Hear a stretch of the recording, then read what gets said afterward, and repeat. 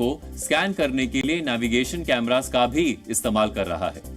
Rover प्रज्ञान अगले करीब 12 दिनों तक लैंडर के आसपास 500 मीटर तक घूमेगा।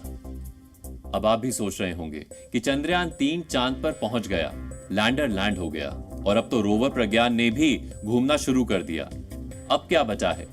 मिशन तो पूरा हो गया। लेकिन ऐसा नहीं है, क्योंकि अब यहीं से तो इस मिशन का असली काम शुरू हुआ है और ये काम रोवर ही करेगा। दरअसल रोवर प्रज्ञान अपने नाम की ही तरह बेहद स्मार्ट है।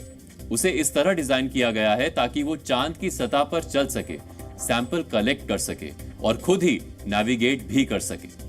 यानी रोवर प्रज्ञान एक ड्राइवरलेस कार की तरह है और वो चांद पर खुद ही ड्राइव करेगा और इस दौरान वो खुद ही फैसले लेगा कि कहीं सामने कोई क्रेटर या गड्ढा तो नहीं है, सामने कोई बड़ी चट्टान तो नहीं है, और अगर है तो क्या वो उसे पार कर पाएगा या नहीं। और इसे तय करने के लिए प्रज्ञान में 2 बहुत ही स्मार्ट कैमरे लगाए गए हैं। इन्हीं कैमरे की मदद से रोवर सामने मौजूद चीजों का एक 3D मॉडल बनाता है और फिर उनकी मदद से ही वो नेविगेट कर रहा है। ये तो हुई रोवर के चलने की बात, लेकिन अब दूसरा सवाल यह है कि आखिर रोवर करने क्या गया है।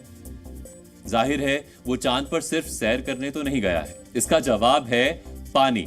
दरअसल पानी ही वो सबसे अहम चीज है जिसे ढूंढने के लिए ये मिशन भेजा गया था। इसके अलावा भी वहां कई दुर्लभ और महत्वपूर्ण चीजें मिलने की संभावना है, जैसे वहां यूरेनियम, प्लूटोनियम, गोल्ड जैसे कीमती या दुर्लभ मिनरल्स मिल सकते हैं। इसके अलावा वहां हीलियम या हाइड्रोजन की मौजूदगी ढूंढने की भी कोशिश होगी। लेकिन यह सवाल भी है कि आखिर सिर्फ 26 किलोग्राम का छोटा सा रोवर एक साथ इतने काम कैसे करेगा। दरअसल इसके लिए भी इसरो ने पूरे इंतजाम किए हैं। रोवर में इसके लिए 2 खास तरह के सेंसर्स लगाए गए हैं।